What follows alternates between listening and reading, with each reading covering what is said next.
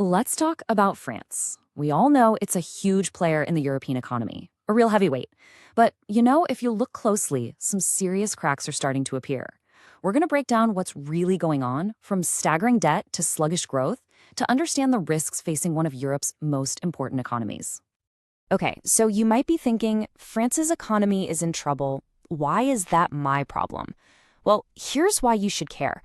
As the Eurozone's #2 economy, if France stumbles, the shockwaves don't just stop at its borders. No way. They could ripple out and affect global markets, trade, and financial stability for all of us. So first things first, we're going to put the French economy on the examination table for a full checkup.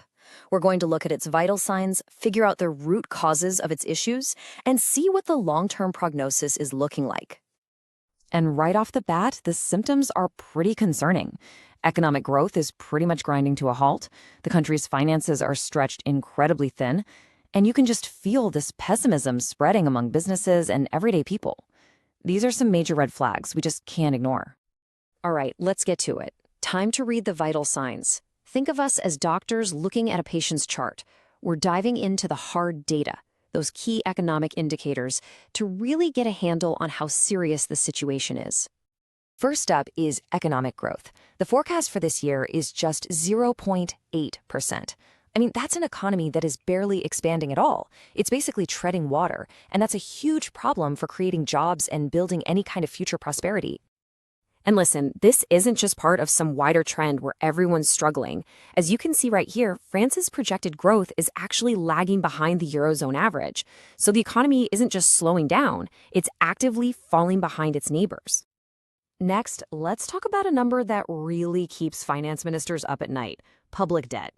France's debt has ballooned to over 110% of its entire economic output. That is a massive, chronic weight on its shoulders that puts the country's finances under constant, and I mean severe, strain. And finally, there's the human factor: confidence. I mean, it makes sense, right? When people are worried about the future, they hold on to their wallets, they stop spending. And that hesitation, that lack of spending, directly chokes off economic growth, creating a really dangerous downward spiral. Okay, so we've seen the symptoms: sluggish growth, sky-high debt, and rock-bottom confidence. Now let's move from the what to the why. Let's diagnose this thing. What are the underlying issues causing all this economic trouble? Well, it seems to boil down to four main causes. First, you've got these deep structural problems that have been around for a while, like low productivity and a ton of red tape. Second, there's that massive debt we just talked about. Third, you have all the global stuff: the energy crisis, trade tensions, you name it. And finally, political instability at home is putting the brakes on some really crucial reforms. And here's where it gets really tricky. All of these factors start feeding on each other.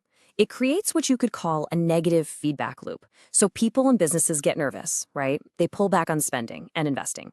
But that in turn slows the economy down even more, which of course just makes everyone more nervous. It's a classic vicious cycle. This brings us to the prognosis. And, well, what happens if these problems just get ignored? The truth is, the risks could get much, much bigger, and the whole economic situation could get a lot worse. Just take a look at this debt trend line. The debt to GDP ratio isn't just high, it's on track to keep climbing, possibly hitting over 118% in just a couple of years. A trajectory like that, well, it raises some pretty serious questions about whether this is sustainable in the long run. And here's the direct consequence, the real-world pain. Slow growth means less tax money is coming in. At the same time, higher debt means higher interest payments are going out. We're talking about money that could be funding schools or hospitals that's instead just being used to pay interest on old debt. It's a classic fiscal trap. So, at the end of the day, who really feels the squeeze? Well, pretty much everyone. For households, it means wages that don't go up and less job security. For businesses, it's a struggle with higher costs to borrow money and fewer customers walking through the door. And for the government, well, it's trapped between cutting public services or raising taxes.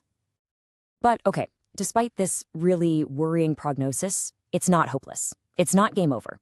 So, what's the cure? Let's take a look at the prescription that experts are suggesting to try and heal France's economy. The path to getting better seems to involve three key steps. First, France needs to get serious about a bold reform agenda to kickstart productivity and make the economy more competitive. Second, there has to be a real effort to rebuild confidence, to get businesses and investors to start spending again. And third, well, a little bit of luck wouldn't hurt. A strong global recovery would be a huge help.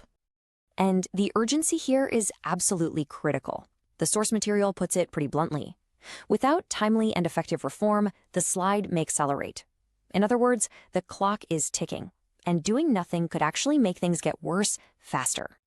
And that leaves us with the big multi-billion-euro question.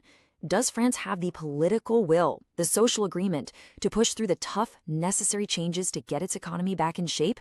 The answer isn't just going to decide France's future. It's going to have a major impact on all of Europe.